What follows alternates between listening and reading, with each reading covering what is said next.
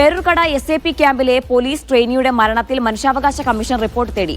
മരിച്ച വിതുര സ്വദേശി ആനന്ദിന്റെ അമ്മയുടെ പരാതിയെക്കുറിച്ച് അന്വേഷിക്കണം. 4 ആഴ്ചയ്ക്കകം റിപ്പോർട്ട് സമർപ്പിക്കാനും കമ്മീഷന്റെ ഉത്തരവ്.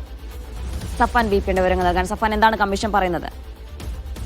ജീന, പേരൂർക്കട SAP ക്യാമ്പിലെ ട്രെയിനി ഉദ്യോഗസ്ഥനായ വിതുര സ്വദേശി ആനന്ദ് കഴിഞ്ഞ സെപ്റ്റംബർ 18-നാണ് മരിച്ചത്. ട്രെയിനിങ് ഉദ്യോഗസ്ഥർക്കെതിരെ കുടുംബം നേരത്തെ തന്നെ പരാതി ഉന്നയിച്ചിരുന്നു.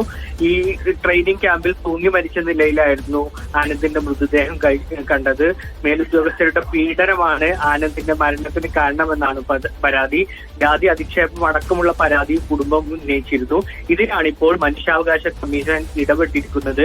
വിഷയത്തിൽ ആനന്ദിന്റെ അമ്മ ചന്ദ്രിക സമർപ്പിച്ച പരാതിയിൽ അന്വേഷണം നടത്തി 4 ആഴ്ചക്കകം റിപ്പോർട്ട് സമർപ്പിക്കണമെന്ന് മനുഷ്യാവകാശ കമ്മീഷണർ അലക്സാണ്ടർ തോമസ് സംസ്ഥാന പോലീസ് മേധാവിക്ക് നിർദ്ദേശം നൽകിയിട്ടുണ്ട്.